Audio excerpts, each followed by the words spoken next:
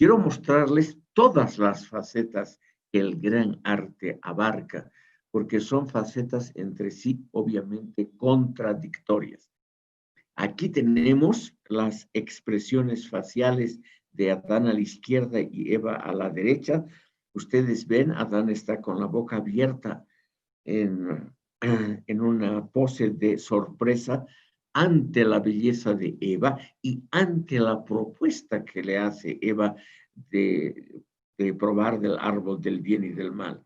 Y ella, con la boca entrecerrada y con una mirada ligeramente pícara, lo trata de atraer a Adán a pecar, es decir, a conocer, cosa que ella definitivamente logra.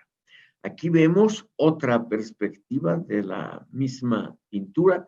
Es una pintura bastante grande que se encuentra en el Museo del Prado en Madrid y que es probablemente la cumbre de la creación artística de Dürer, a pesar de que todos los críticos han señalado que la figura de Eva tiene los hombros algo caídos y que no representa el grado excelso de la perfección estética que tienen otras obras de Albrecht Dürer.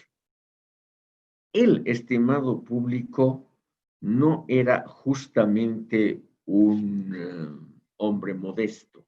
Anterior a esta pintura, en el año 1500, él se pintó a sí mismo con un aspecto de Jesucristo. Este es un autorretrato de Alberto Durero de 1500 que se encuentra en la vieja Pinacoteca de Múnich. Es una de las colecciones de pintura más grandes del mundo. Y él aquí se ha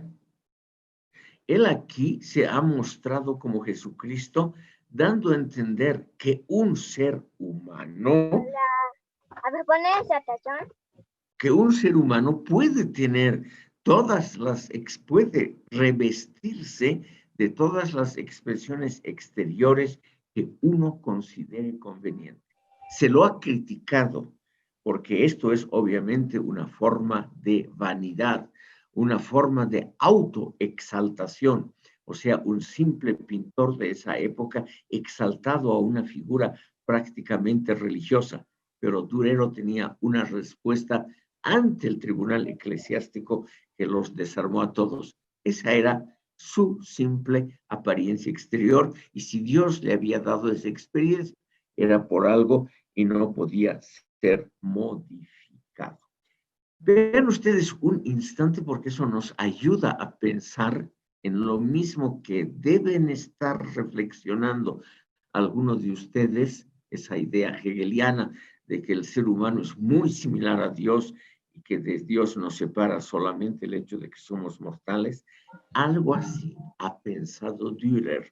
O sea, esa idea ha estado de alguna manera flotando en los ambientes intelectuales durante siglos, y es una pregunta filosófica.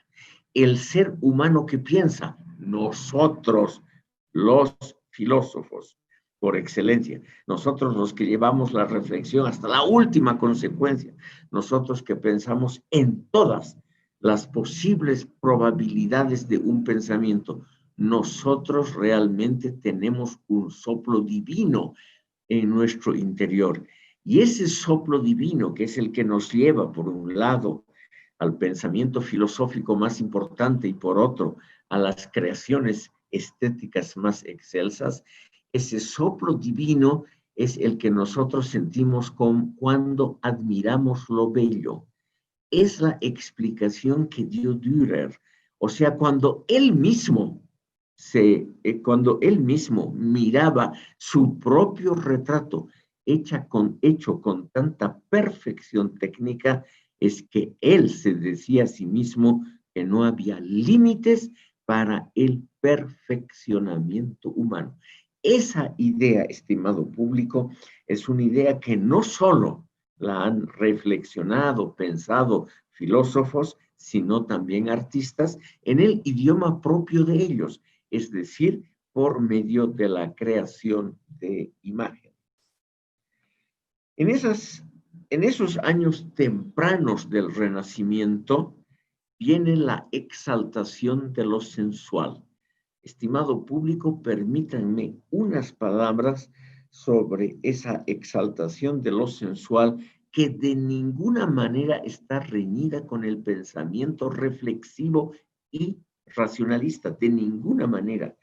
Y aquí en Florencia vamos a ver a un gran pintor florentino, uno de los grandes clásicos universales, a Sandro Botticelli, quien pintó en 1478 este enorme, no es un fresco, está pintado sobre un lienzo, es un óleo, este enorme óleo que se llama La Primavera. La primavera, estimado público, es la figura que está en el centro mismo del cuadro, un poquito a la derecha, debajo del angelito que está disparando flechas en la parte de arriba. La figura de la derecha nuestra, a la izquierda de la primavera, es Flora, la diosa de la primavera, que está repartiendo flores. En su regazo tiene un lienzo donde vemos flores y las está repartiendo por el suelo. A la derecha, perdón, a la izquierda están las tres gracias. Las tres gracias que están bailando entre sí. Ellas bailan entre sí sin mirar otra cosa, porque ellas se satisfacen a sí mismas. Ellas mismas se complementan tanto que no necesitan del mundo exterior. Esa es una de las definiciones de la belleza, que no necesita la aprobación exterior para sentirse una persona bella, interesante, etc.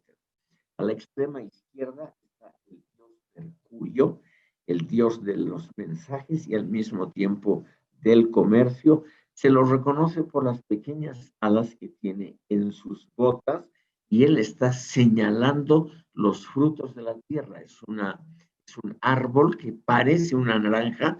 En esas épocas no habían naranjales en Florencia. Es una imitación de lo que podría ser un naranjo. La pintura es interesante, estimado público, primero por la perfección técnica. Botticelli por ello ha pasado a la historia universal por la excelsa calidad de sus pinturas y por sus composiciones muy interesantes.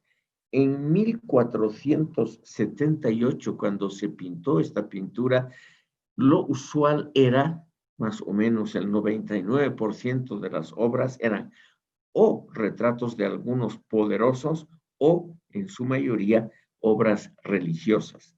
Aquí lo que tenemos es una creación mitológica, justamente renovando el legado de la antigüedad clásica.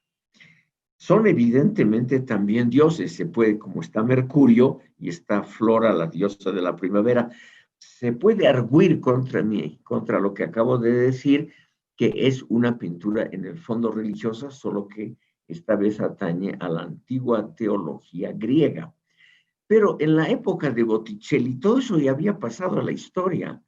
Es decir, Mercurio era considerado una figura artístico-mitológica y no necesariamente una figura religiosa de culto.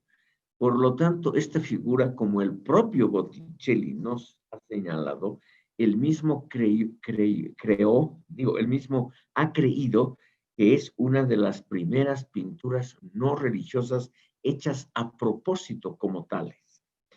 Quiero aquí mencionar que Botticelli fue también una persona que reflexionó mucho sobre su arte, etcétera, y hacia 1490 cayó bajo la influencia de un predicador, Savonarola, un predicador religioso que obtuvo el poder político en la ciudad de Florencia por unos pocos años. Y en esos pocos años, Savonarola estableció una dictadura del pensamiento y de la moral.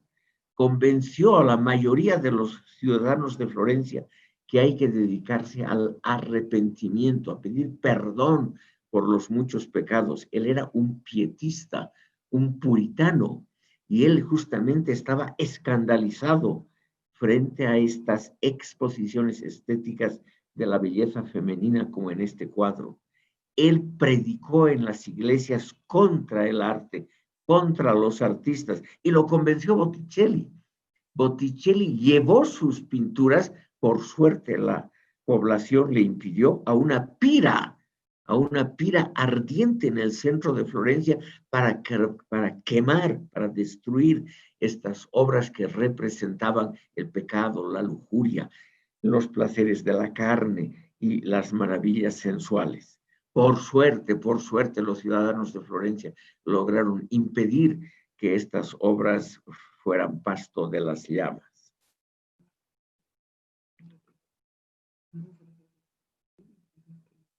Sí.